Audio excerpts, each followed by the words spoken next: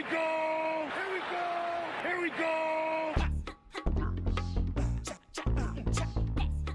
We're gonna have a fiery Sterling today.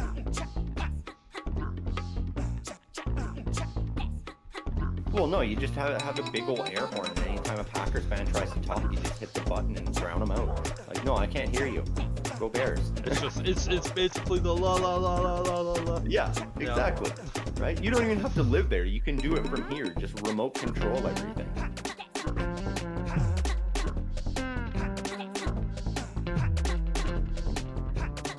Yeah, I'm pissed off, man. Fuck the NFL at this point.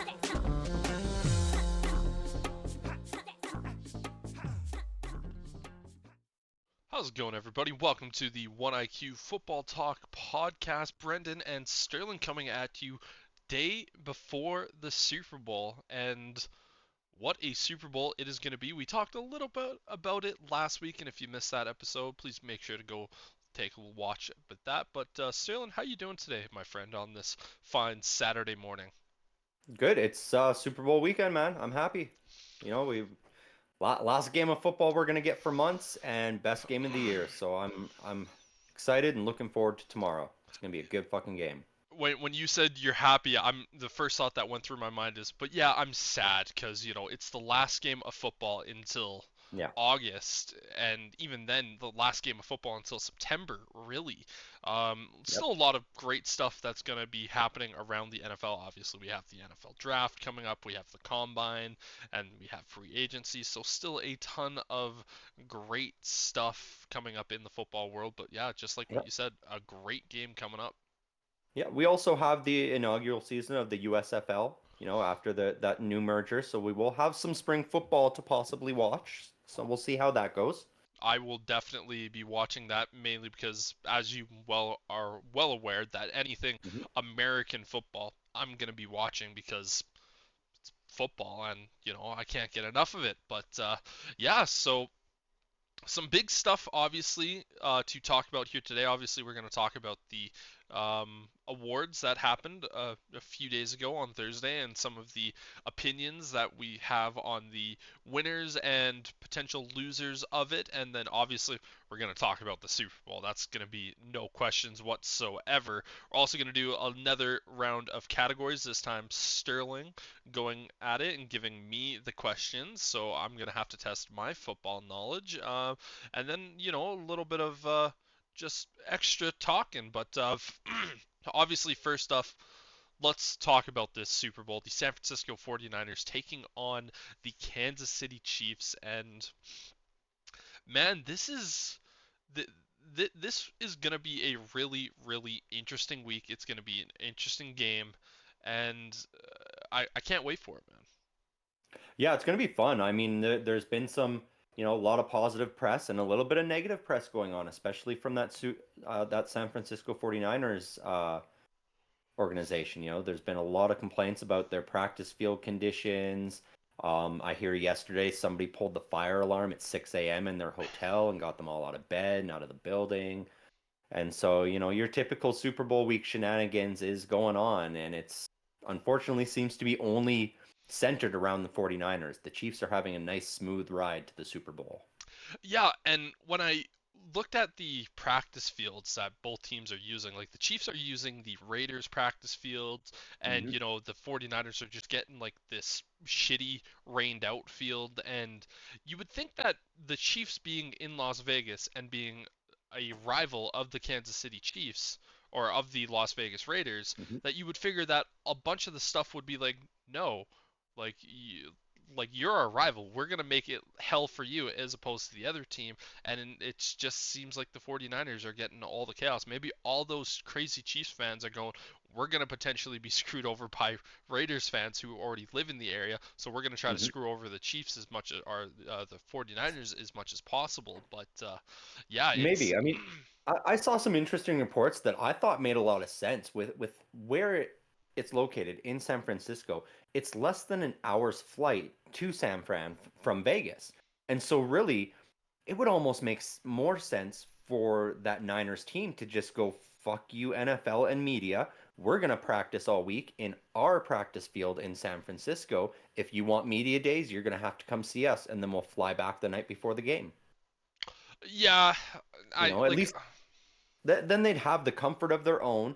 They know what they're getting, and they don't have to worry about that inclement weather that's been passing through Vegas right now, because it has been raining a lot and just soaking out that outdoor field at UNLV, which, don't get me wrong, that's still a state-of-the-art facility, $35 million facility. It's nice, but the fact that they're at the mercy of the elements while the Chiefs are nice and warm in an indoor practice facility on basically identical grass to what they're going to be playing on in the Super Bowl, whereas the 49ers also have a slightly softer turf and grass field that they're playing on or practicing on at UNLV. And so it's going to be a bit of a change for them playing the Super Bowl then.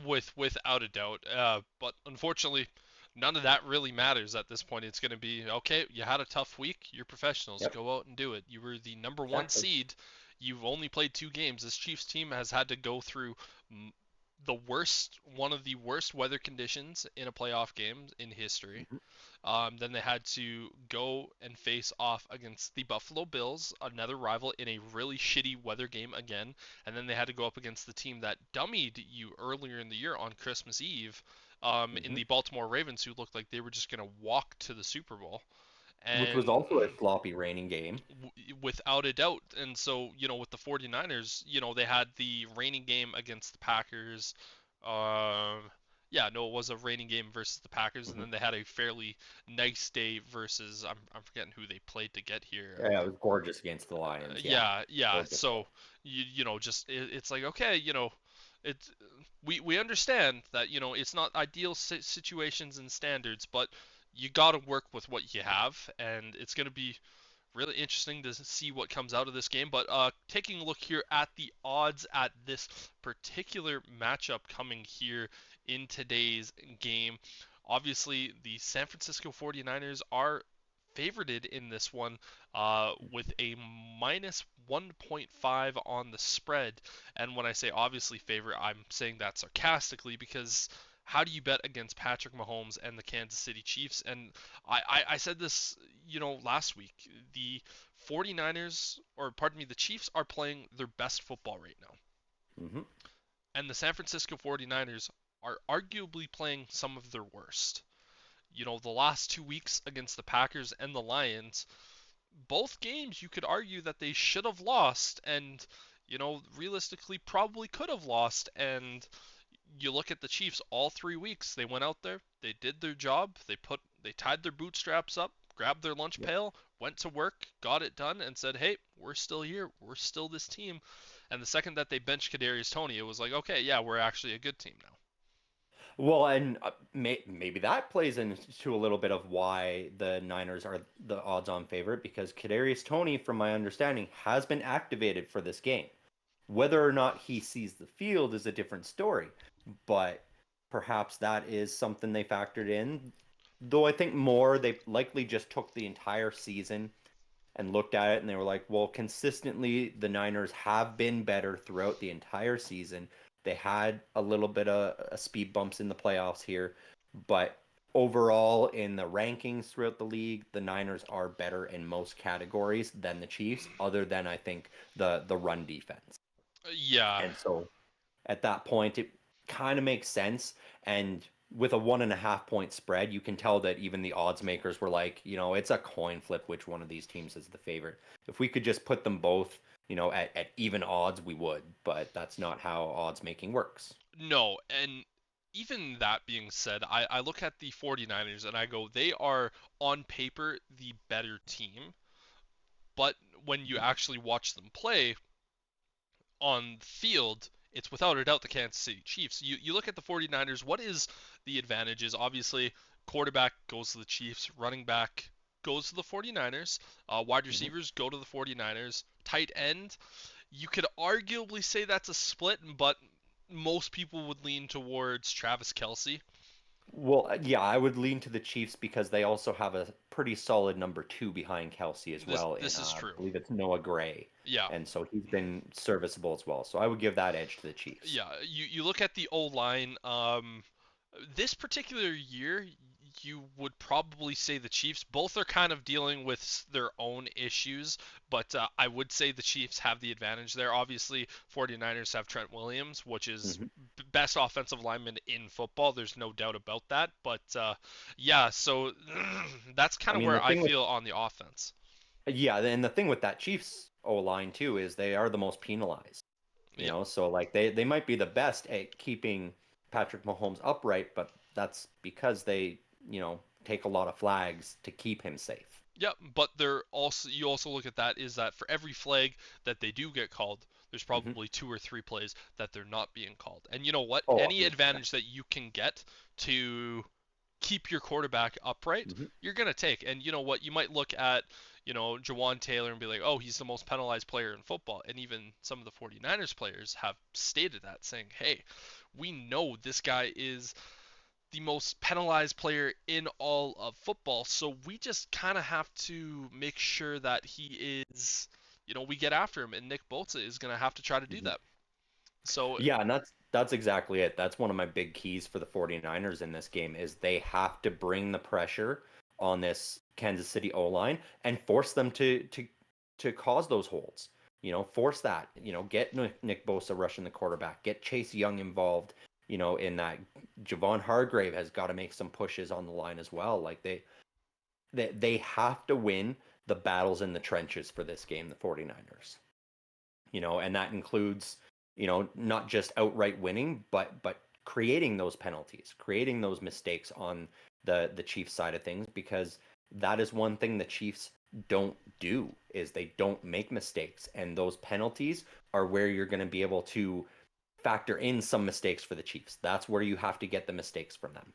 yeah, apologies. I've been dealing with bronchitis the last few weeks, so if you see me just take my headset off and just start going and coughing, that's just trying to get everything out there. But yeah, totally agree with you that one. It's just this Chiefs team does not make mistakes. And going back to what I was saying before, if you're just looking at each team and each group, you look at the defense, I would arguably say the San Francisco 49ers defense this year has been all name but no bite Yep. because Nick Bosa, without a doubt, he's electric. But then you look at Eric Armstead and Kinlaw, but then you also added Chase Young into that mix. And Chase Young, he was Hmm. decent for a week, but their O line hasn't really done anything of note, really, in my opinion, to go like, oh my God, like look at this, this is so good. And Right.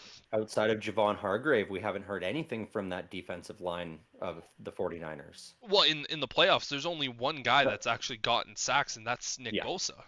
And obviously they have Fred Warner, who's just Mhm. elite, elite, elite, and then their secondary is also pretty good.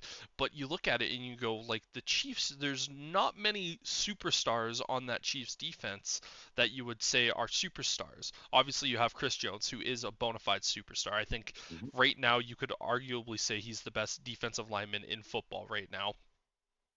Then you look at their linebacking situation. There's nobody there that you'd go, oh my God, that's an all pro. And then you go, okay, L'Jarius Sneed, he's pretty good. But Mhm. you're not going to sit back and go, that's one of the best corners in football. But they're just they just play all so well together, especially under that Spagnola defense. It's like I give the entire advantage to the Chiefs defense in this game, and so it's just it's going to be a really, really interesting one to say the least.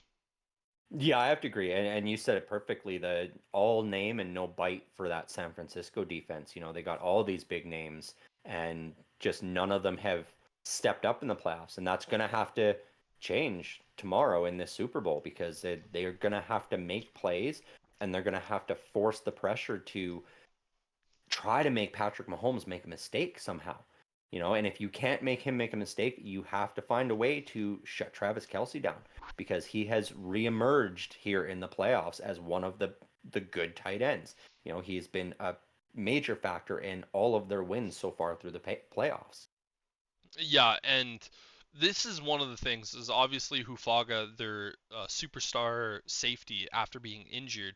It's one of those things where if you're Andy Reid, yes, they have Fred Warner, but you're also looking at it going, most linebackers, even the best of the very best, Hmm. struggle to cover the best of tight ends. So you're going to look at it and go, yeah, we know you're Fred Warner, and you're great.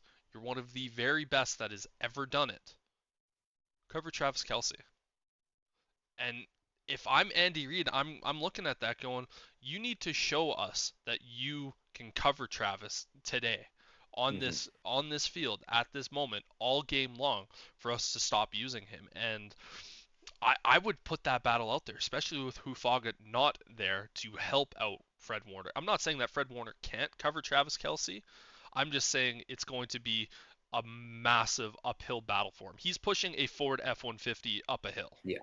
Yeah, and Kelsey's hard to cover. It's especially single coverage. It almost feels like they're going to have Fred Warner and Dre Greenlaw both on him most of the game, which is going to hinder the rest of their defense. So they need to be careful for sure. That is the special thing about Travis Kelsey is either you double cover him to stop him, which frees up everybody else, or you make sure everyone else is covered and you hope that the one guy you have on Travis Kelsey can keep pace with him, which we see very few in the league that can. It's been a little bit more this year just because we're seeing his age a little. But as I said, with the playoffs here, it's like he got that shot of adrenaline and he's just like, let's go, let's win another Super Bowl. Well, I think for most of the year he was battling injury.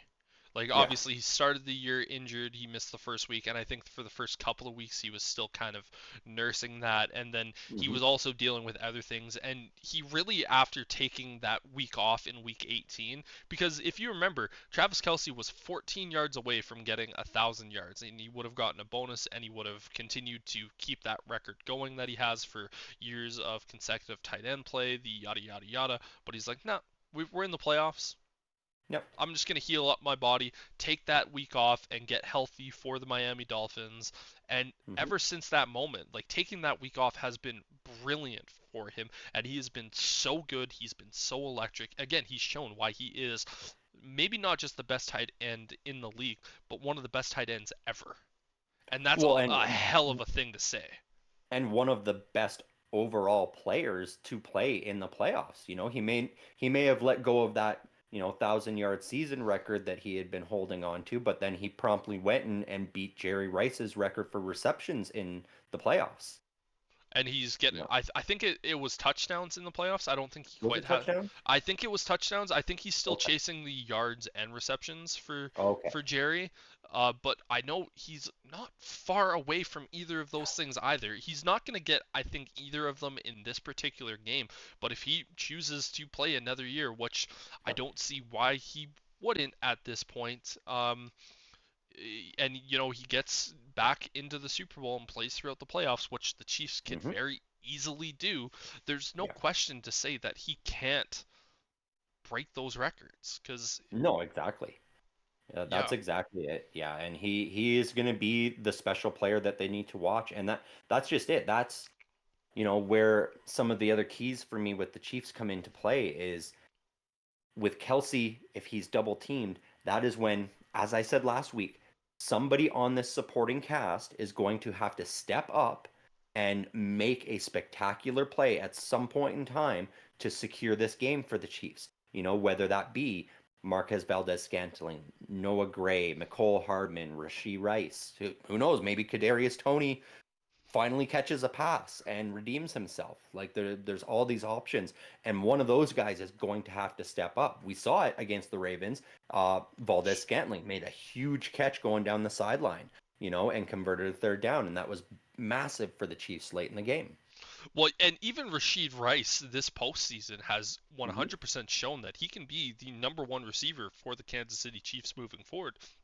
They are still going to overhaul this wide receiving room this Yeah. offseason. Like it's going to be scary, but to have Rasheed Rice there throughout the year, having his ups and his downs, but throughout the playoffs, he has been one of the best wide receivers in football who's played in the playoffs. But we've talked a lot about this Kansas City Chiefs team, but you go to the opposite side and you go, okay, well, Andy Reid is one of the most brilliant minds in all of football, But Kyle Shanahan is also one of the most brilliant minds in football, and he has the players. It's going to go, okay, if you're going to cover George Kittle, well, I'm going to use Brandon Ayuk. If you cover both of those guys, I'm going to use Deebo Samuel. You're covering all three of those guys, well, guess what?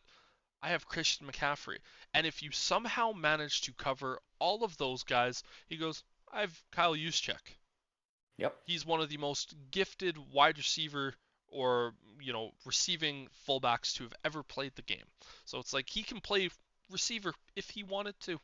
We just use him as fullback.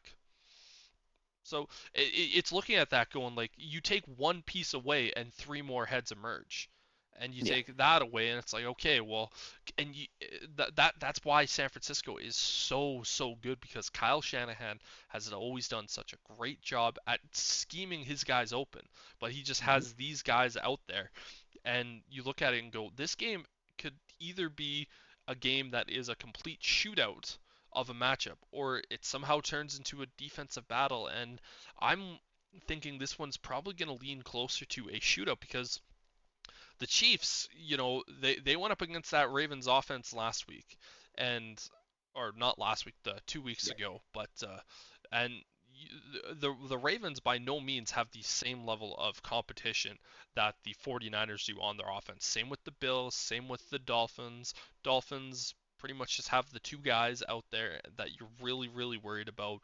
But yeah, this 49ers team is quite good. And, for what Mhm. it's worth, Brock Purdy is a good quarterback. I'm not willing to say he's a great quarterback yet. If he wins a Super Bowl and beats the Chiefs, it's going to kind of be hard to say that he's not a great quarterback. And, I'm pretty sure I said this last week as well, where it was you kind of have to just wait until you start to see some of those guys disappear before you Yeah. really evaluate what Brock Purdy is, kind of like what Kurt Warner was when he went to Arizona type situation.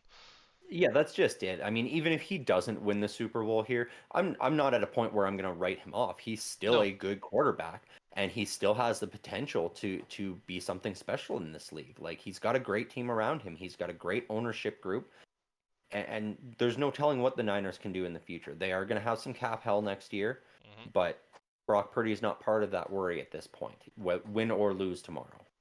yeah, and luckily for the San Francisco 49ers, he is on that, That, rookie yeah, deal that he's making like $56,000 a game. I read this stat yesterday where it said Brock Purdy is making like 56 to $59,000 per game, and Mahomes is making more than that per throw this season. yeah, And you're just laughing, going like, okay, yeah, like Mahomes is right. I basically mean, looking at it. He can basically look at the sideline, throw a pass, mhm, and goes, I just made your game check. yep. Yeah, and it can even be an incomplete pass to Kadarius Toney. Yeah, Yeah, it could be an but I mean, interception. exactly, and Brock Purdy, he could do something special here. He could be the first quarterback ever taken in the seventh round to win the Super Bowl. hmm We've never had that. All the other 6 rounds all have a quarterback. We've had undrafted quarterbacks that have won Super Bowls, but we've never had a quarterback draft in the seventh round that's won a Super Bowl. Yeah, and man, it But is. It's gonna be interesting, man. it is. And, I said it earlier, though, that ultimately the biggest key for this San Francisco 49ers team is to win the battle in the trenches on both sides of the ball. Yep. And not only do they have to get after Patrick Mahomes, like we talked about earlier, on offense, they need to make sure they're protecting Brock Purdy so he has time to make these throws downfield to Brandon Ayuk or George Kittle. They need to make sure that they're opening up holes for Christian McCaffrey so he doesn't have to make a guy miss until he reaches the second level. If he's making guys miss on the line, then he's only getting, 3 to 6 yards. If you open those holes for him, he's going for 16 yards to a touchdown, and so this is a big key for the 49ers that their O line, their D line, they have to win the battles on both sides of the ball. I think the way San Francisco wins this game is they say we are going to be overly aggressive on the run. We're going to use Debo. We're going to use McCaffrey. we're going to use Kittle if we have to, and Mhm. use Check, and we're just going to essentially just run, run, run, run, because the more time that you can take off the clock and not give it to Patrick Mahomes and that Chiefs offense, the better likelihood that you yourself are going to win. We saw it last year Mhm. with the Chiefs and what they did. They ran the ball against the Eagles really, really well and basically said, we're not going to allow you guys to dictate what you do well. And so for the 49ers, they're going to have to go out there and do that. And that's not going to Mhm. be an easy task against Chris Jones. And, you look at George Karlaftis, their first round pick this year as well. He was phenomenal second half of the year. I think he's up above that he's in that double digit for sacks this year as a rookie. And so, yeah, keeping Brock Purdy healthy, trying to find a way just to get, Christian McCaffrey through and just Mhm. getting him some of those extra yards, but you need to run that ball as much as you possibly can. I know Debo doesn't like to be used as a running back, but you got to look at him and say, "Hey, man, we got to pull out all the stops here to win this game." Exactly. This is the game to do it. And Debo's been relatively quiet through the playoffs so far, so that this is the game he really does need to step up and go off. Because with him being quieter, I feel like they're going to be focused more on Kittle and McCaffrey and Ayuk, which could open up some opportunities for Debo Samuel to break some massive plays. And that's a big one. And the 49ers just have to be sure that they're controlling the time of possession and not falling behind the Chiefs. That is a major thing for them. They struggled through the divisional and the conference round. They fell behind early in both those games and had to claw their way back in it and make that comeback victory. You're not going to succeed doing that against the Chiefs. The Chiefs are not going to allow you to make that comeback. So you need to keep pace, or if you can get out ahead by 7 to 10 points early and then just keep rolling and matching what the Chiefs can do, you're going to have a good shot to win. But if we go into halftime and the Chiefs are already up by 10 points, this game is over. I don't see the 49ers being able to mount a comeback in the same fashion against this Chiefs team like they did against the other teams, which were more prone to making mistakes and had coaches that maybe were making some questionable decisions. You're not going to have those opportunities against Chiefs. Patrick Mahomes will not make mistakes. Andy Reid will not mismanage the game clock. So you have to make sure that you are doing better than both of those guys. Which is already a very tough task to say the least. But yeah, Oh yeah. exactly what you're saying. That Andy Reid, he's not going to pull a Dan Campbell. He's going to look at it and go, "Yeah, I'm going to kick the ball. Why wouldn't I kick the ball?" You got Harrison Butker, one of the best kickers in the league. I don't remember what it was, but I believe he is on pace to possibly break Adam Vinatieri's record for field goals made in the playoffs coming up here pretty quick. I don't know if it'll happen this weekend, but He's he's he's not getting going up anywhere there. for a while. Yep, It's going to be his record soon. yep, and it exactly that. It's one of those situations where for this Chiefs team, they're more than comfortable with Butker as their kicker, and on the Hmm. opposite side, 49ers with Moody, he has a nice Yep. little tendency to occasionally go wide of the post, and Yeah. I heard Especially under the something. pressure. Yeah, I heard something this week that made me laugh, but as a Bears fan, also made me die a little bit inside. On each of the field goalposts, they have doink cams. Which the second, as a Chicago Bears fan, I heard that, I almost punched out a monitor just due to the Vietnam Right. flashbacks. Yeah. Oh, I love it. I hate it. I hate it so much. But I thought it was funny that they added that. But the second that it's gonna happen, it's gonna be like, oh, it's Chicago. It's just like, Yeah. Oh, you guys will never live that down at this point. Until somebody has like a triple or a quadruple doink that misses, it's always going to be, oh, remember that time Chicago had the double doink that didn't go? well, and the worst part is that it doesn't even need to be a double doink. It just needs to be a No. doink. It's just like, Yep. oh, look at Chicago. It's like, Right. fuck you. At least, I mean, at least for Chicago, you guys have that noise that triggers you. Whereas if you're a Bills fan, it's just those wide right kicks that don't even come close to the goalpost. You don't even hear the noise of defeat if you're a Buffalo Bills fan. You Yep. just hang your head in shame. Which I thought was funny when, on the call, Jim Nantz is going, the one thing that you don't want to hear Bills fans wide right. And, Right. everyone who knows the story is just pissing themselves laughing because it takes them back. And, Yep. a little bit of pain for the Buffalo Bills, but yeah, might as well start to get into some of the predictions. Like I said a little bit earlier in this, the spread in this game Yep. is minus 1.5 for the San Francisco 49ers. And so, for anyone who hasn't joined us previously for any of our videos, the way that we pick games is we pick the game or the team that we think is going to win. We also pick the winner of the spread, and then thing that we've been doing for the playoffs is also doing a score prediction, and that's exactly how it's going to continue here today. And so, for Sterling, yourself, give us your predictions. Yeah, so I mean, my final take on this game, like everybody knows who's been watching us, I've been a supporter of this 49ers team all season. I've been backing them and saying, hey, this is our Super Bowl champion this year. They're destined for it. They have so much experience. Um, like every other team, though, they did go through ups and downs throughout the season, had some injuries, and that ultimately is their downfall, is those injuries when those come in. Um, I said it earlier, if they have to come from behind, they're going to really struggle in this game, and I hope that doesn't happen. Um, but yeah, I'm going to surprise some people here. I've been backing them all season long, but I am going with the Chiefs here. I'm still going to be cheering for the 49ers, but I think the Chiefs are just too good at protecting the ball, and they will not make the mistakes. Um, so yeah, I've got the Chiefs winning the money line here with a final score of 27-17. And one other thing we were going to do with this game being the Super Bowl, we're going to select the MVP as well.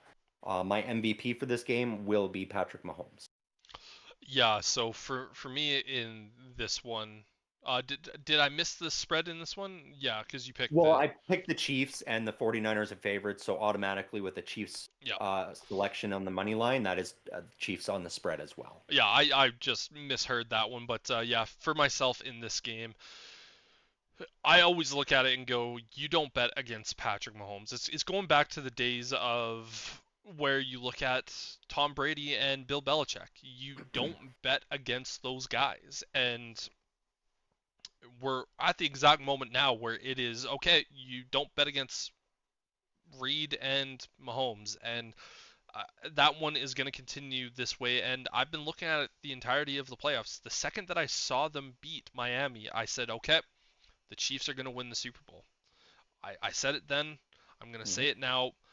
The, they this is one of those moments for them where they have been there. Yes, San Francisco has also been there. They went up against each other a few years ago.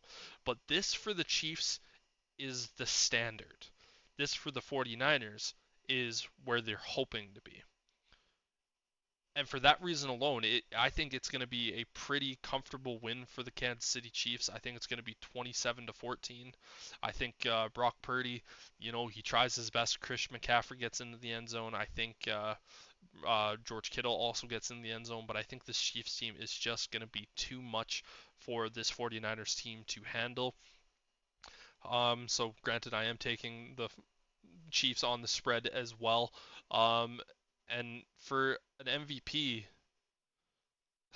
the only reason I'm choosing this is because I think it's just going to be influenced by a lot of Swiftie fans. I think it's going to be George Kittle. I think George Kittle is not only going to have a good day on the field, Yeah, or not you George mean Kittle, Travis Travis Kelce. Kelce. Yeah, Yeah. yeah. Travis Kelce, he's going to have a good day on the field. I think he's going to have a typical, high-end Travis Kelce day. He might even have 100 yards and a touchdown Mhm. in this one. But since the NFL actually, or the fans get to vote on the MVP, you're going to see all the Swifties out there give Travis Kelce a lot of votes and try to influence that as well. But granted, it is only 20%. But if Kittle or Kelce has a good game, Mhm. and the, a tight end has never won MVP in the Super Bowl, but this could be If the any first tight year. end's going to, it would be Travis Kelce. Yeah, I didn't think of factoring in the fan vote into that, with that, I agree with you. It's very likely to be Travis Kelce. I think Patrick Mahomes will likely be the guy that wins that game for them. Oh And yeah. often we see the quarterback get it. That is why I went with the safer selection there. No, totally. And for me, I just went and looked at it and went, you know what? This is just kind of giving me that little bit of spidey sense that if they win the game, I don't think Mhm. it matters what Mahomes does unless he has a 13-second drive at the end of the game to go throw a passing touchdown to whoever the hell it's going to be. Yep. Then it's Mahomes or he just breaks records in this game. I think even then it's going to be like, oh, but Travis Kelsey's dating Taylor Swift. Yeah. You know, um, I so, feel you. but yeah, both picking the Chiefs in this one. This is a Super Bowl that so many people didn't want to have happen, but if you're a big time football fan, this is one of those things where you're looking at going, how do you not want to see this matchup of the two juggernauts? It's like Mike Tyson versus Evander Holyfield out there.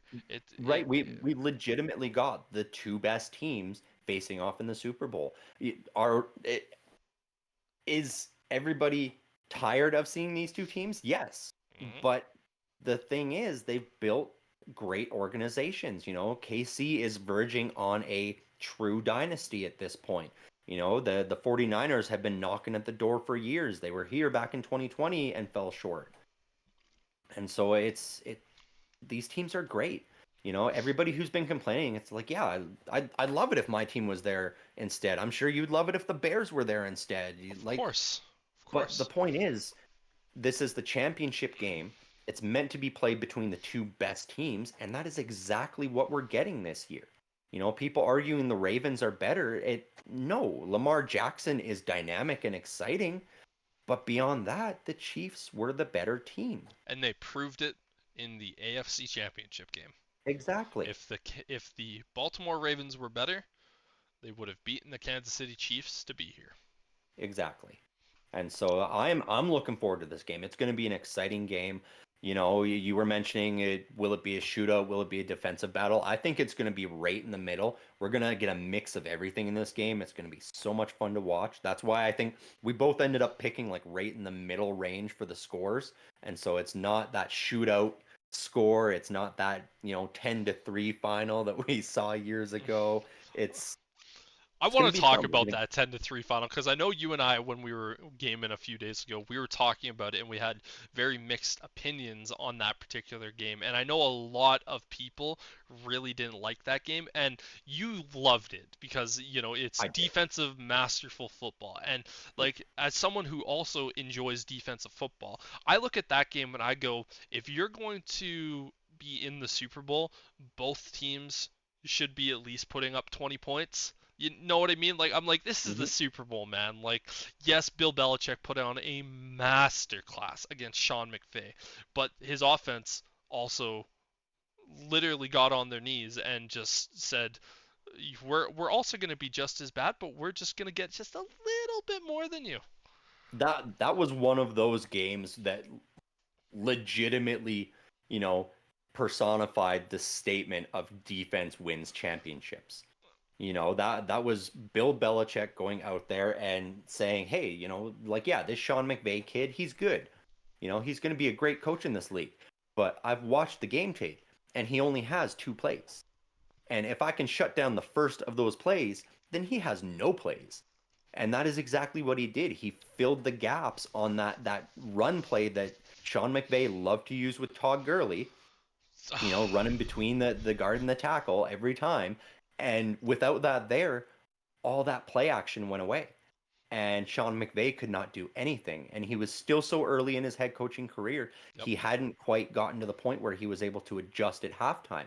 And so second half came and we're like, okay, are we going to see adjustment? Nope. And Bill Belichick's like, well, I'm just going to run the same fucking defense all day long and you're going to get nothing. And that's what we saw. And that was probably the only time I've enjoyed watching Bill Belichick coach a game because it was funny to see how he was able to just keep calling the same three or four plays on defense And and it's just shut down complete. that Rams offense, which throughout the season had been a very explosive offense because Mhm. teams hadn't quite picked With up the on that. exception of one game Yes. in the Yeah, with the regular exception season. of one. Hmm. No, in there was the Super Bowl and there was one game in the regular season where the Rams offense looked silly, Yep. and it was against And that was my against your Chicago Bears. Bears. Yep. I still to this day say if that field goal goes in, the Bears win the Super Bowl that year because they were Yeah. going to walk through the Rams because they knew how to beat the Rams. Yeah, sure, they were going to go to LA. It's like, oh, we don't have to play in cold Chicago. We get to go to sunny LA to kick the shit out of the Rams this time. Hmm. Sign me up. And then I think they would have beaten the Saints as well. Yeah. I don't think Yeah. the Because Saints you that year. did. You had better coaching there as well, and weren't quite as one dimensional. So it would have been an easier win against Bill Belichick also. Yeah, and the Bears Yeah. had faced Bill Belichick earlier in the year, and it was a Yeah. close game. And even Belichick was like, "This is a good team, man." Hmm. And I truly believe that the Bears potentially could have gotten their second Super Bowl, funny enough, against the Patriots, and I would have Yeah. been very happy. But of course, the bad man, I'm not even gonna say his name. I know it. I know it. I'm Hmm. not gonna say it. You might see me either start crying or a monitor might get punched just with the thought of dickhead. But moving forward, before any extra painful emotions come up, we need to talk about some of the awards. I know we talked about it a little bit leading up to, I think it was the final week of the regular season. We kind of Hmm. gave our predictions of it. But yeah, first award went to Assistant Coach of the Year, and that went to the defensive coordinator for the Browns. That is Jim Schwartz, getting first place, 25 votes. Mike McDonald came in second, Ben Johnson in third, Bobby Slowick in fourth, and Todd Monk with fifth. Yeah. So, yeah, I said it all year that Browns defense under Jim Schwartz was lights out. He brought mhm. that team together. He's been an excellent D coordinator there. Oh, without a doubt, I think it was pretty evident and clear that that team or that defense was a next level, and definitely deserving to win it. Some of the guys that were out there, Mike McDonald, Ben Johnson, Hmm. Bobby Slowick. Mike McDonald, funny enough, out of all these guys, is the only guy to get a head coaching job, and Yep. that's with Seattle. But yeah, I don't think that was a surprise to either one of us. We didn't talk about assistant coach of the year for one of our awards given that we talked No, about, and all but four of those honestly were quite deserving. Even Bobby Slowick, he did an excellent job with that Texans team. yep, And yeah, like I'm glad Mike McDonald's gone from Baltimore because I'm happy to see him leave. That yeah. makes beating Baltimore a little easier for my guys, I hope. That it does. But taking a look at Coach of the Year, there was a lot of different candidates that it really could have gone to. John Harbaugh, Kyle Shanahan, Dan Campbell, D'Amico Ryans, and Kevin Mhm. Stefanski were all of the final five, and it ended up being the Browns' Kevin Stefanski, which, thinking about what this Browns team had to endure this year Mhm. and what they had to go through, Stefanski really was the ultimate choice. Both him and D'Amico Ryans tied on the amount of points, but Kevin Stefanski won because he had more first place votes than D'Amico Ryans did, but they were both tied at 165. But yeah, man, Kevin Stefanski had to go through having Deshaun Watson as his quarterback, Mhm. him getting injured, having PJ Walker, PJ Walker. Then he also had the rookie as well. I'm forgetting his yeah, name. It's Dorian Thompson Robinson. thank you. Yeah. And then having just another random guy, and then having Joe Flacco making it to the playoffs and looking like one of the best teams in the AFC for a while there. And granted, they didn't get it done, but Mhm.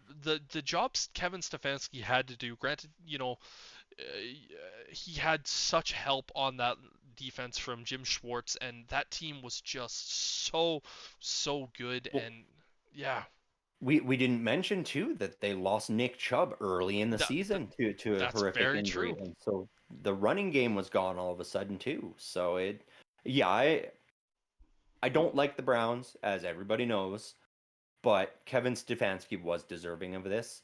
I believe we both picked Dan Campbell back when we were talking about it, but that was before he blew his shot at the Super Bowl, and I really think some of the voters likely took that into account because that was a poorly coached game on Dan Campbell's behalf, and I think he deserves to have that cost him the coach of the year this year. Yeah, and then taking a look at the actual votes for first place, the people that got the first place votes, Stefanski got 21, D'Amico Ryans got 20, and then Dan Campbell and Kyle Shanahan both had 3, and then John Harbaugh had 2. But yeah, Dan Campbell came in third, but he was a very, very distant third in this one. And yeah, both of us, I think, happily agree that Stefanski was rightfully deserving of this one. Taking a look at the next award, which was Comeback Player of the Year award, where the finalists were Joe Flacco, Damar Hamlin, Baker Mayfield, Matthew Stafford, and Tua Tagovailoa. And this one ultimately went to Joe Flacco, which I think both of us kind of looked at and went, you know what? It's not like Comeback Player of the Year is one of those awards where it is one that I think is necessary to have, but I don't think it should be an award Well, because not for this. Like I view comeback player as you're coming back from injury or you're coming back from adversity. You're not coming back from your couch because you're tired of being retired. yeah, you know, You you're know, not coming back from being a backup quarterback for last couple of years and being so shitty no team wanted to sign you in the off season. right? You know, you look at a guy like Damar Hamlin who came second in voting. He actually got the most first place votes. Damar Mhm. Hamlin did. But you know, he legitimately died on the field. Right? And I feel like it should have been him, even though he wasn't impressive on the field this year. The fact that he died on the field came back was able to come back, put the pads on, and actually play on downs. is impressive. That exactly, whether he's putting up stats or not, that is Yeah. impressive that he was able to do that. Yep. Baker Mayfield, again, I think last year the reason why he is in this particular year is obviously he got traded away from Cleveland to Carolina. Shit situation. He asked to be released, goes over to the Rams, kind of did his thing there, and then no one really expected a ton from him this year, going to Hmm. Tampa Bay to replace Tom Brady and having the year that he had. You're like, okay, like yeah, that is a deserving bout for comeback player of the year because he had to go through Yep. all of that adversity last year. Matthew Stafford dealt with injuries, obviously Tua, having the very scary head injuries this or last year and was Hmm. healthy this year. Um, but yeah, Joe Flacco winning this one is one of those ones where I kind of felt like this was gonna be the case just because you kind of saw what he did Yeah. later in the year, but it was kind of one of those ones where you're like, man, this feels cheap. Yeah. Yeah, it really did. I didn't agree with that one, but it was the popular selection, it seems like. Yeah, and you look at the numbers in this one. Joe Flacco had 13 selections for first place, which was not first. Damar Hamlin obviously got the most, but Joe Flacco had the most second place votes, and of course this goes off of a point system. So first place votes, second place votes, third place votes. Joe Flacco just had the most points in this particular one, so he ultimately got it. Hopefully we see another more deserving comeback player of the year. You and I already kind of know who it's going to be next year. If Yeah, I think the whole world knows who it's going to be next year, assuming he doesn't come back and blow his Achilles out right away again. Yeah. not Yeah, even we won't even speak his name, so yeah. don't worry. You don't have to smash anything. See, I don't really care about Aaron Rodgers. It's just one of those things where he's gone, the bad man's gone. I don't have to worry about him now. I just get to hear his insane person rants, which are Yeah. in, it's insane. Mm-hmm. But taking a look here at the Defensive Rookie of the Year, the finalists for this one were Joey Porter Jr., Devin Witherspoon, Kobe Turner, Jalen Carter, and Will Anderson Jr. And the winner ultimately went to Will Anderson Jr., which honestly really wasn't a shock for me. You watch Jalen Carter and what he did this year, he was very good, but he was on a Mm-hmm. defense that was very good and having stars blotted around him at every single spot. You look at Will Anderson. Now, the numbers might not be as impressive as you would like out of a defensive rookie of the year, but like he was the guy. Like, he was the guy on the defense for the Texans that really took that defense to that next level. And yeah, I think Will Anderson definitely deserving of this award. He had the most first place votes with 16. Jalen Carter and Kobe Turner both had 14. Devin Witherspoon had 4, and Joey Porter Jr. had the lonesome 1. Joey Porter Jr. was by far and away 5th in this one. As you are well aware, I don't think any of these guys were deserving for Defensive Player of the Year award, and I think the guy that should have gotten Defensive Player of the Year wasn't even in the final 5, which I think is incredibly disrespectful to Tyreek Stevenson, because he was the best defensive rookie in the NFL this year. But yeah, before I go on that little bit of a rant, please take it away for some of your thoughts on this. This one went pretty much how I expected. The only surprise to me was I really thought Devin Witherspoon would be a little higher up there and get more first place votes and make it a little bit closer with Will Anderson Jr. But when we made our selections back a few weeks ago, I remember I was saying Will Anderson Jr. is likely the guy to get this then as well. Yeah. But reason why me as a Bears fan, and I know this is going to come off as, hometown bias, but Tyreek Stevenson, he was tied for number 1 in tackles for a rookie. He was number 1 in pass deflections and interceptions as a rookie for all of rookies, and he was tied for 2nd in forced fumbles as a rookie for all of rookies. So he was either leading it, he was tied for the lead, or he was 2nd, and didn't even get recognized. I look at this and I go, his first half of the season, he wasn't great. He was allowing some penalties, he was doing that, but in the second half of the season, I don't think there was a better defensive corner that was a rookie in the NFL than Tyreek Stevenson. Joey Porter Jr., he was flatlined the entire year. He was here, he stayed here. I mean, he started here, he spiked early, and then he flatlined. Well, the only reason he got the spike was because he wasn't really playing that much. Well, yeah, like he managed to claw his way up the depth chart from the number 3 cornerback to the number 1 by the end of the season.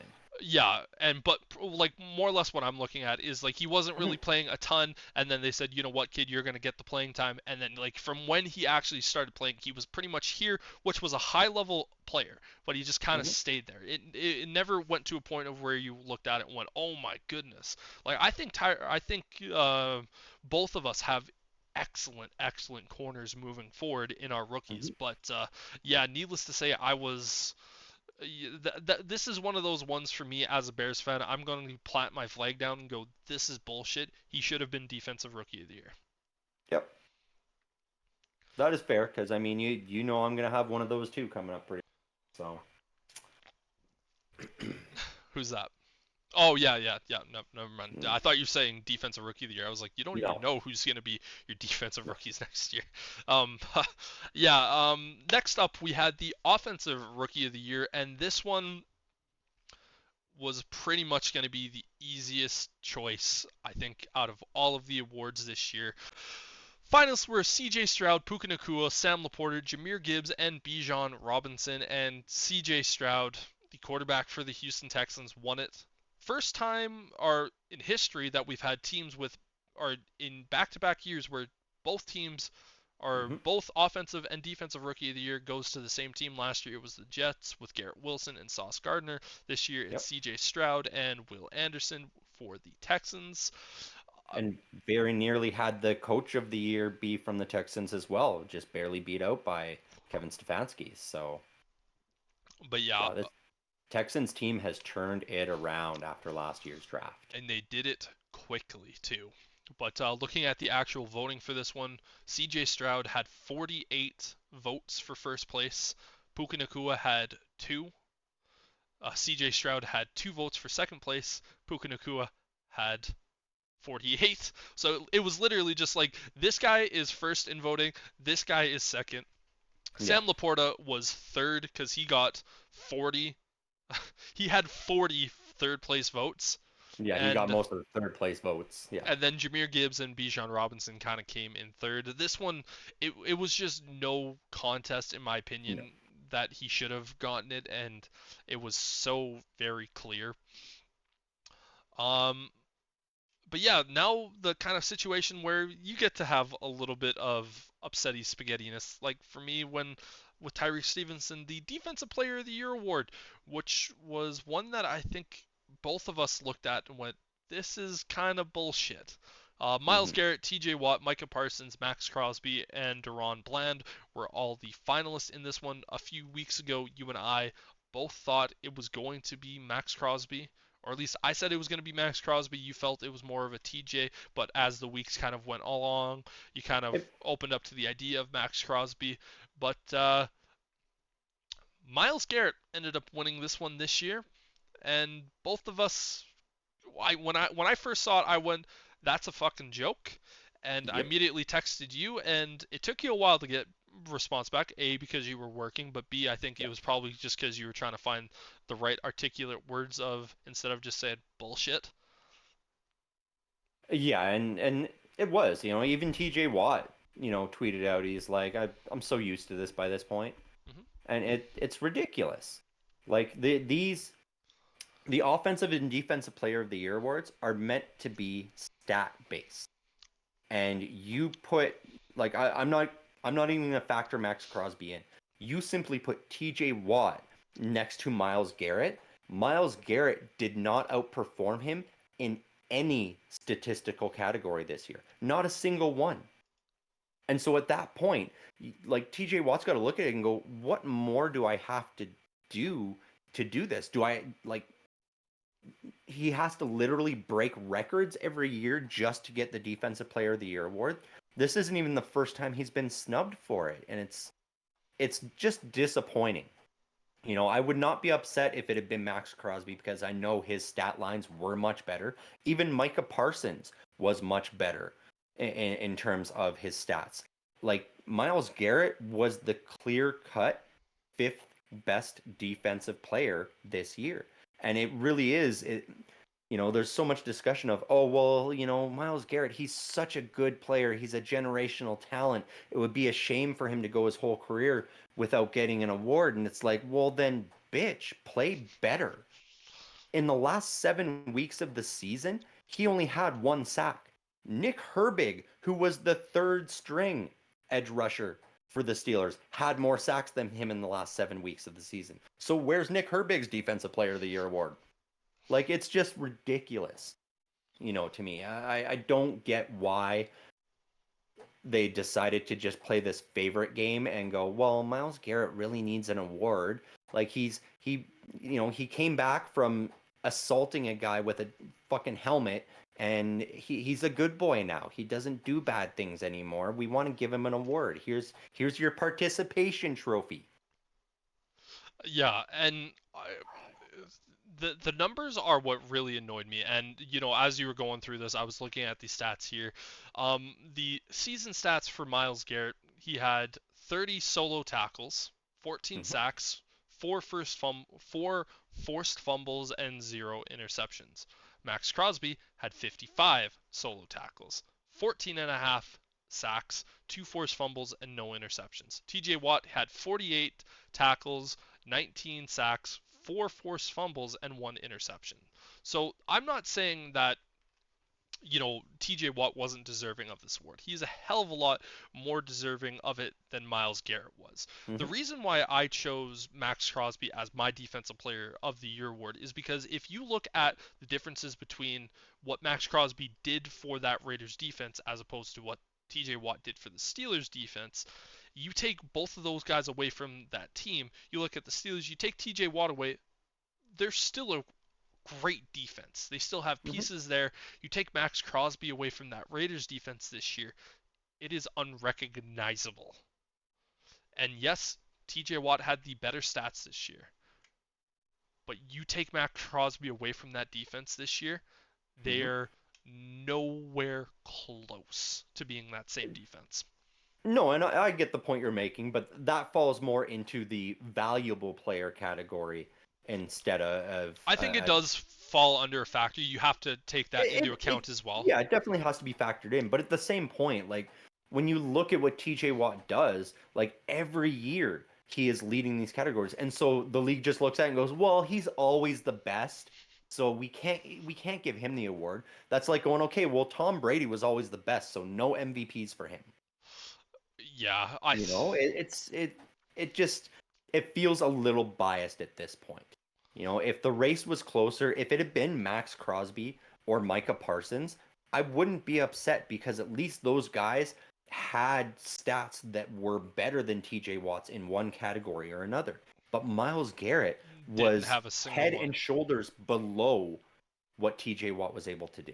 Yeah. You know, and the Browns had a better ranked offense or defense this season than the Steelers did, and TJ Watt was still able to put up those numbers. I You know, again, total agreements with you. right? I heard someone talking that, oh well, he had a lot of pressures and he caused the pocket to collapse a whole lot of times, and a lot of Steelers fans were looking at that going, yeah, and when Ben Roethlisberger was a quarterback, he would shrug those pressures off and throw a touchdown down the field.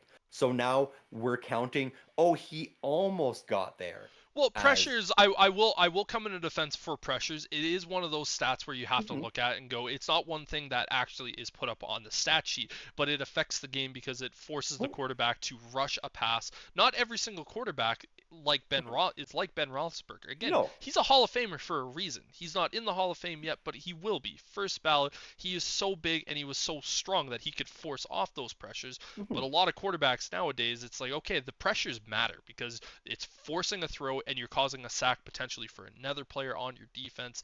It's not necessarily just because you get a pressure doesn't mean Mhm. that it's not a good play for the offense. It's just it's more or less the time is negative. So I will come to the defense on the pressures for that, but I know exactly what you mean though.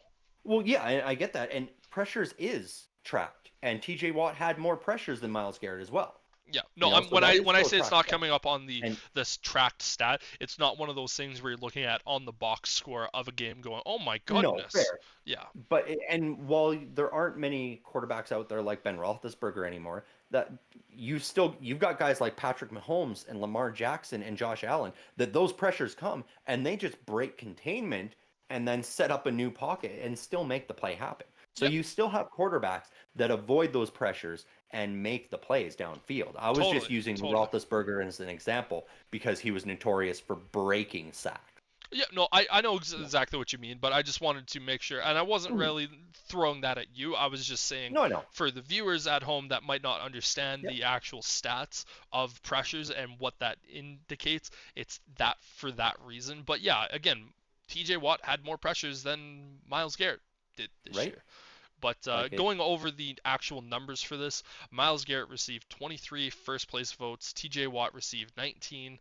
Micah Parsons received 7. Max Crosby received 0. Deron Bland received 1.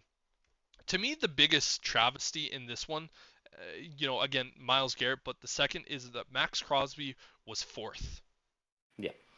Well, fifth if you got zero Well, first no, place no, votes. he had more points than Deron Bland Oh, okay. because Yeah, yeah, I see. yeah. I see. So I see. he had more Yeah. second place votes. He had more third place votes. Deron Bland Mhm. had 1 first place, 2 second place, and 3 third place votes, Yeah. while Max Crosby had 5 second places and 6 third places. I just still look at that and I go, man, like how the fuck did the league not realize the talent that was Max Crosby? Because again, you look at Miles Garrett, he was on the Mhm. number one defense.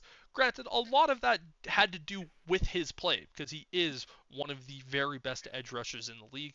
TJ Watt, again, same situation. Mhm. He's on one of the best defenses. A lot of that also comes down to him. Micah Parsons was on one of the best defenses. He's one of the most electric players. Max Crosby was not. And Mhm. he went out there and did that. And so for me, that was the main frustration there. But we've spent a ton of time on that one. Yeah. Let's move over to the Offensive Player of the Year award. This one, I think, was a super easy choice. You had Christian McCaffrey, Tyreek Hill, CeeDee Lamb, Lamar Jackson, and Dakota Prescott. Um, Christian McCaffrey walked away with this one. He received 222 points in this one, had 39 first place votes. Tyreek Hill did come in second place, but with what Christian McCaffrey did this year, Yeah. it was just short of essentially being an MVP candidate. Yeah. Yeah, he was hands down the offensive player of the year. There was no doubt about it. And I do believe when we made our selections, I had picked him for it as well.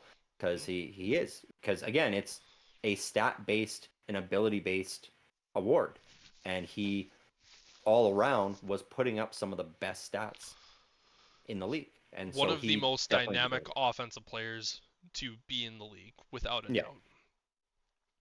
CeeDee Lamb was third in voting behind Tyreek Hill. Lamar Jackson was fourth, and then Dak Prescott was fifth in that one. Now taking a look here at the MVP award, Lamar Jackson, Dak Prescott, Christian McCaffrey, Brock Purdy, and Josh Allen were all in this particular category. They were the 5 finalists, and yeah, Lamar Jackson walked away with it with 49% of the first place votes, and he had one third place vote. He walked away with 493 points in this one. The only other player to get a first place vote was fucking Josh Allen. Right? And the Bills fans are crying about it because they think he should have got the MVP overall. And I'm like, no, he shouldn't have. Dak Prescott, as much as I am not a fan of him, deserved second place in that vote, really. And he did. He got second place. Well, in the first place vote, in the first overall votes, though. Oh, yeah. 'Cause didn't Josh Allen get more of those? Yeah, so Lamar Jackson got 49, and Josh Allen only got 1. Everyone else got 0. But the way the voting went was Lamar Jackson, Dak Prescott, McCaffrey, Purdy, and then Josh Allen. Yeah. And yeah, Josh Allen's a brilliant player. It's just the one Buffalo Bills writer, I guess, said Right. he was He was robbed. Yeah. No, Lamar Jackson was the MVP. That we agreed on that weeks ago. The whole league was in on that for weeks now. That has been the worst kept secret. The glaring spot was how poorly he performed in that conference championship game. And this is also going to come back to the point where I think the award should also carry on into what the playoffs are, because again, we have this bye week in between, the championship games and the Super Bowl. So that is enough time to arguably go, okay, these are the 5 guys that deserve to be there. As opposed to at the end of the regular season going, oh, here are the 5 guys. It's like, well, especially for the MVP award, because I think if you factor in what Mahomes was doing throughout the playoffs, he wins the MVP this year because he is the most valuable player in the league. And you saw what he did against Lamar Jackson. It's one of those things where it's like, oh yeah, Lamar Jackson was the MVP, still got beat by Mahomes. So who's really the better quarterback? And who's really the most valuable player at this point? And I'm not saying, every single year it should just be the player who's in the Super Bowl, because no, it shouldn't. No. But, in this circumstance, it's one of those things where if you just took a little bit of time and just actually watched the playoffs, you would have very quickly realized who the MVP of the league this year was and what Mahomes had to overcome throughout this season. Exactly. Like, at the very least, even if he doesn't win it, like, Mahomes would be more deserving of being included in that vote than Josh Allen. Yeah.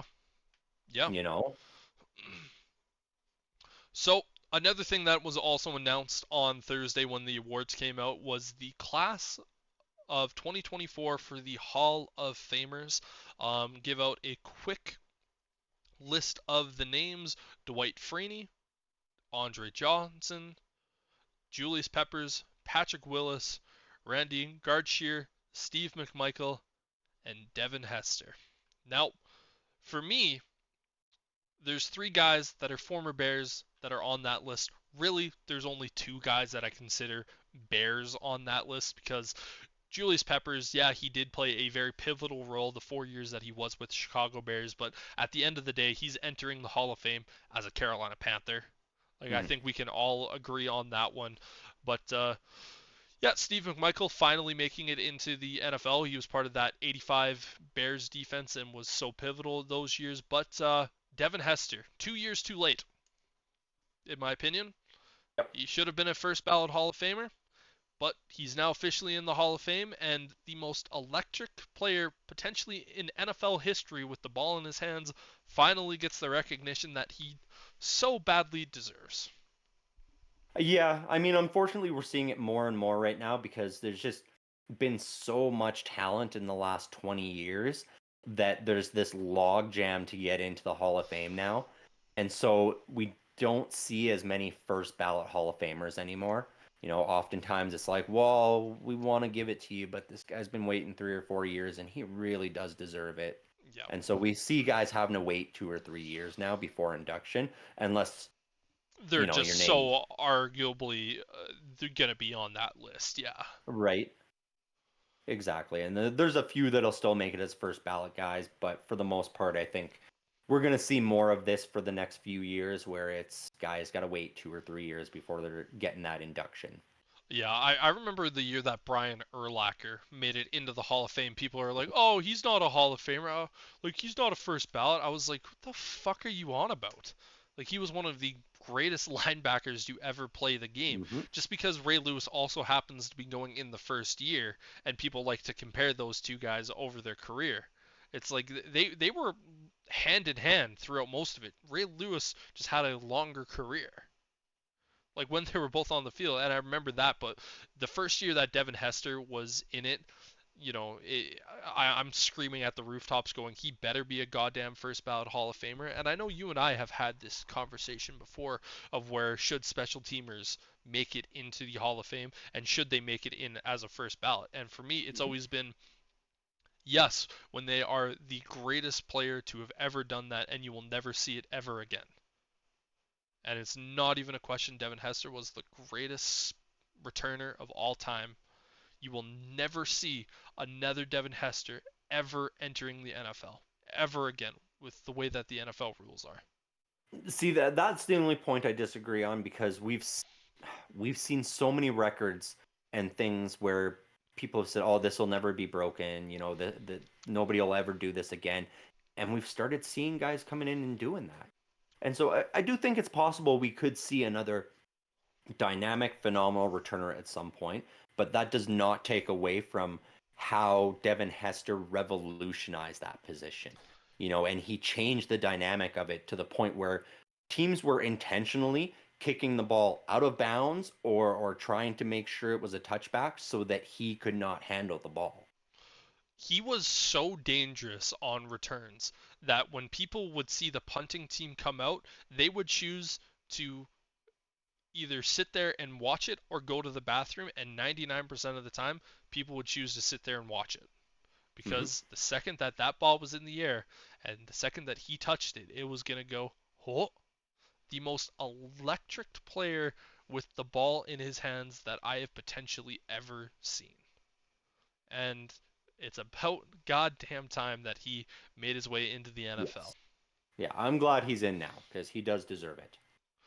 Now, moving over to one of the things that we started last week during the Pro Bowl that we're going to definitely do a little bit more of in the future is categories. Last week, I hit Sterling with a little bit of Kyle Shanahan, knowledge of where I said, which coach obviously Hmm. either has more playoff wins or less playoff wins than Kyle Shanahan.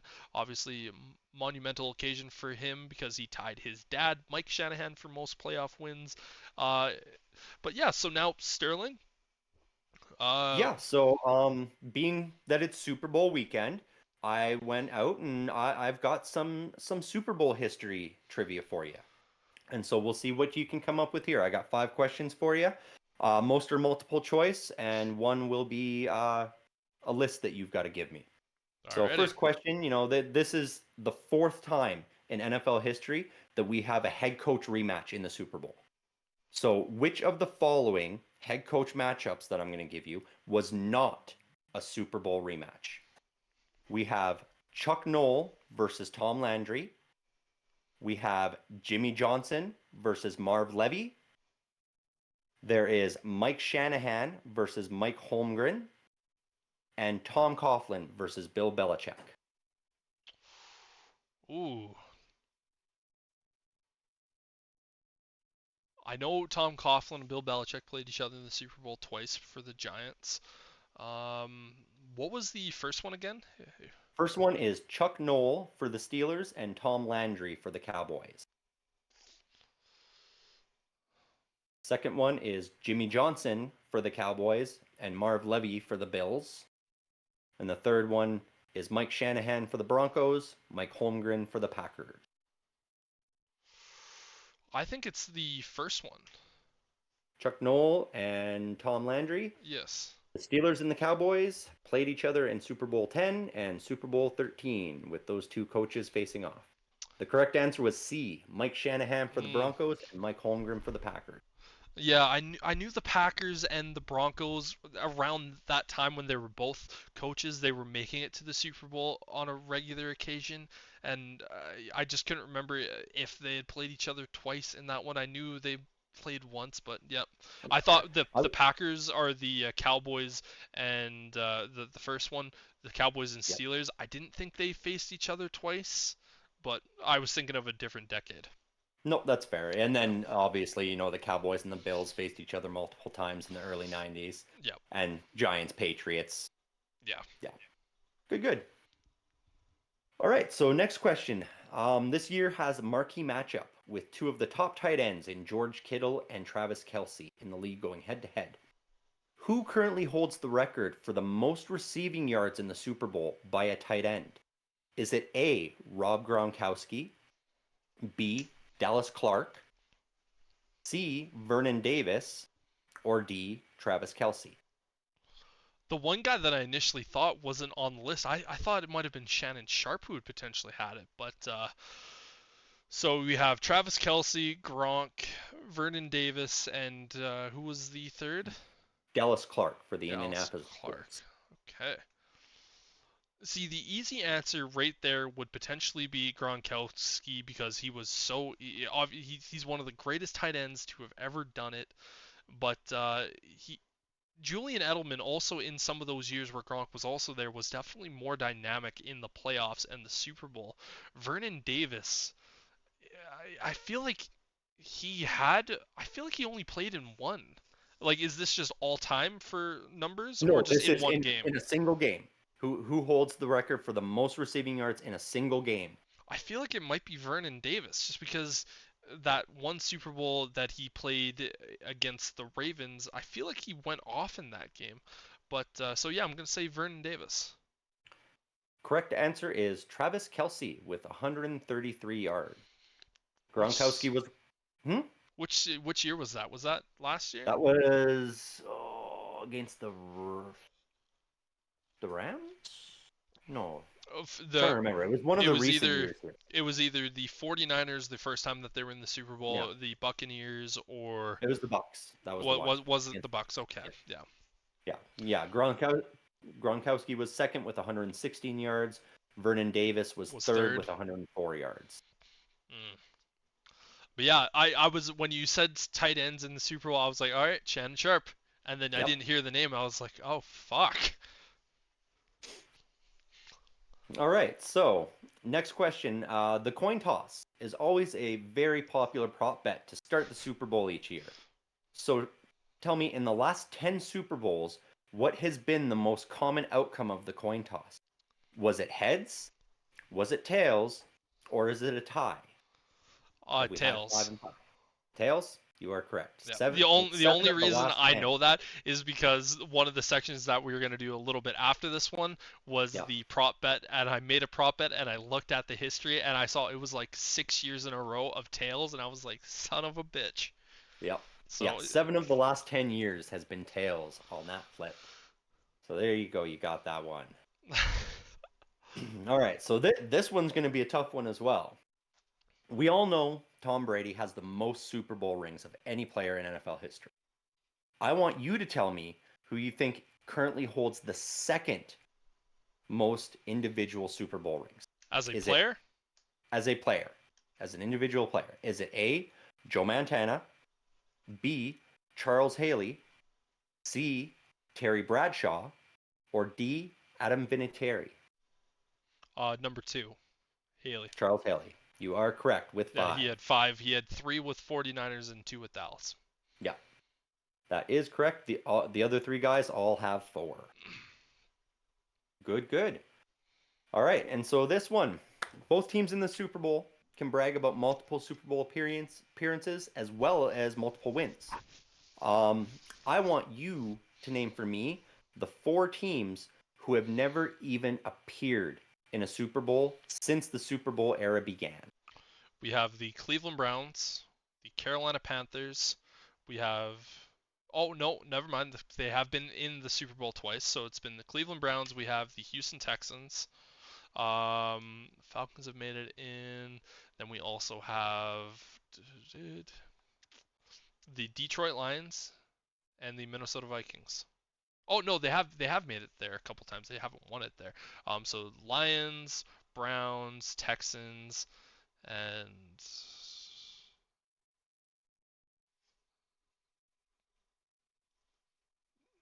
it's not them. I want to say the Jets, but I don't think it's the Jets. No, the Um, Jets have been to a Super Bowl. yeah, they won it. They won it with Namath, or they at least made it with Joe Namath. Last team. It feels like it has to be one of the newer teams, but I know it's the Texans haven't because they're 0-2.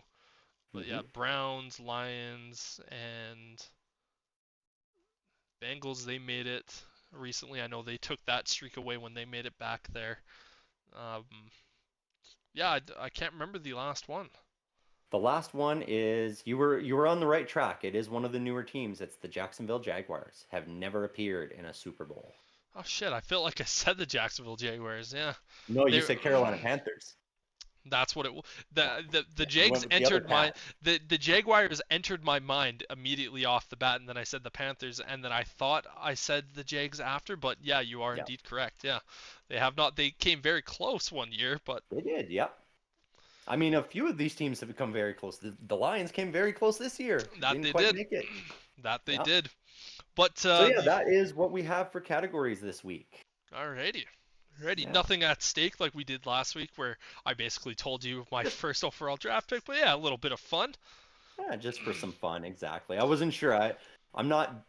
I haven't done a whole lot of trivia stuff, so I was like, oh, am I making this too hard? Am I making it too easy? I don't know.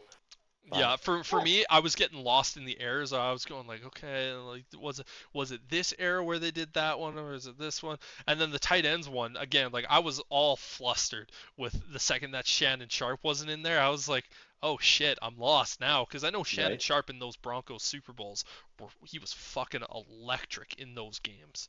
Hmm. But the last little thing we're going to do here today for you before we log off here is talking about some of the bets that we made. And again, we always like to talk about some of the bets that we make during the week, but it's Super Bowl week. Silly bets come out all the time. There is a bet in Canada that you can bet on if Travis Kelsey is going to propose to Taylor Swift on the field after the game. That is a legitimate bet you can make if you are in Canada.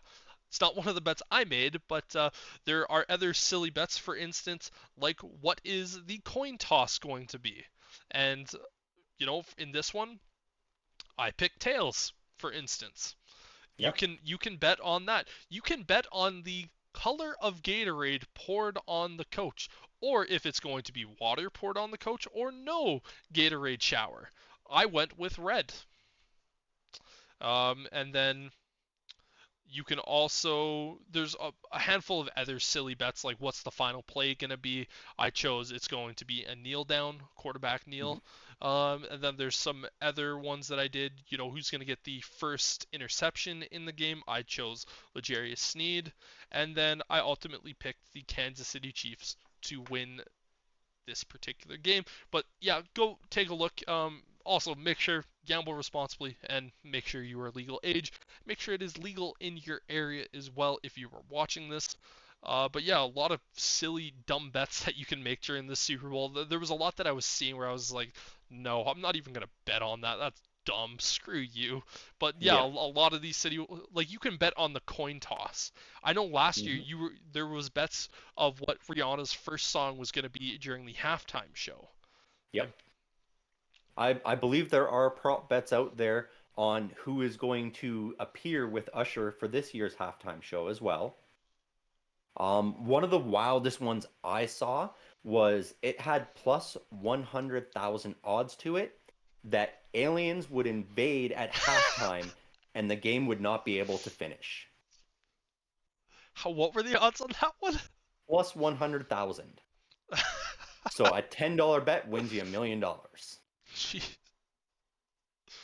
as Jesus. many have said, how's that going to get paid out if aliens are invading and destroying Vegas the planet? particularly, yeah. Right? Yeah. So But yeah, there's always wicked crazy bets that come out Super Bowl week. I don't participate in them for the most part. And as Brendan prefaced, like always bet responsibly. Don't bet above what you're able, and don't bet at all if it's something you're not able to control. I went for some more reasonable. you just went for the basic sensible bets. betting. Some more sensible bets. So I mean, one of my favorite ones for this was I took the Kansas City money line combined with the under, which for this game is set at 47.5. So the over under is 47.5. I took the under with that combined with the money line for Kansas City. That has plus 300 odds, which will pay out $30 on a $10 bet. And so with what we both predicted for the final score, that would securely be under that over under that we have there. Another one I really liked was Christian McCaffrey and Travis Kelce each to have an anytime TD throughout the game. That will net you plus 155 odds if you combine it, and that's again $10 bet. You're making $25 on that. So that's a sure thing I feel with CMC and Kelce. And then just for fun, if you're building yourself a big parlay or you're going crazy with anything, Kyle Juszczyk right now is for receiving and rushing yards. He's set at only 5.5 yards, and so take the over on that and throw it into any parlay you're making because Juszczyk, he is dynamite in big moments and big play games, and I'm sure he's going to be able to get over 5.5 yards at some point throughout this game. At some point, Brock Purdy is going to need a check down, and CMC is not going to be there, and there's the juice, and he's going to give it to him for first down. So yeah, and Juszczyk, he's gonna catch that. He's gonna get like a 15-yard gain, something dumb like that. He might get 2 or 3 of those where he gets like 2 or 3 yard games each particular one. But yeah, that's a bet that I like. Yeah. And so that's sort of all I've really put in that's reasonable bets. I like to do some ridiculous ones that I don't like to share because it's so far out there that I'm throwing $1 down and I don't expect to see that money come back essentially. Yeah, it's essentially like putting a lottery ticket down of like I'm gonna put 15 things on this one parlay and throw $1 down, and if I win it, I quit my job the next day type ordeal. Yeah. Right, exactly. But that is gonna do it here today. Oh, before we go, Super Bowl snacks. We got to talk about the Super Bowl snacks if it's Super Bowl weekend. So for yourself, what is your favorite Super Bowl snack, and what do you have snacking for the Super Bowl? I don't necessarily have a favorite. I'll flip flop. For me, you know me, I'm cheap. And so whatever's on sale going into that weekend is gonna be my Super Bowl snack. I'm preferential towards like just easy finger foods that you don't have to spend a lot of time prepping. So you can be watching the game, throw something in the oven that you've prepped earlier in the day, and just when it's cooked and ready, you can eat. So like chicken wings, love chicken wings. I'll always build up a plate of nachos and just have it sitting in the fridge, ready to go into the oven whenever I want it. Things like that are sort of where mine go. Yeah, you and I are very similar in that one. The chicken wings and nachos, Yep. it feels like a staple. I know, like I've personally had at like Super Bowl parties before, like barbecue chicken dip or like Hmm. that type of thing. That's always a nice one to have. I see people get really inventive with it, but yeah, for me, the standard chicken wings, pizza, nachos, it's hard to go wrong with those types of combos just Yeah. because they're all so good. And again, it's finger Hmm. food. You're watching the Super Bowl. Exactly. Yeah. Yeah. And I only stopped with the pizza because honestly, I find most pizza places are so overrun on Super Bowl Sunday that you're getting a lower, because they're rushing them out. And so that's when I stopped and I was like, I'm just gonna make some. I know in years past when a bunch of people over, the wife and I will do up like a big taco salad and just have a bunch of wraps on the side and just be like, make yourself taco salad wrap. Yep. So then it's just something sitting there, and when you're hungry, you got munches, just go throw some on, snack away. Yes, indeed. But that is officially going to do it for us here today, guys. Hopefully, you all enjoy the Super Bowl just as much as I know we are going to. But next week, we'll be back and definitely having a little bit more chats about the actual game itself. And then a lot of the deep dive in the off season starts up. But till next week, guys, thank you all very much for hanging out with us here today. For Sterling, I'm Brendan saying peace.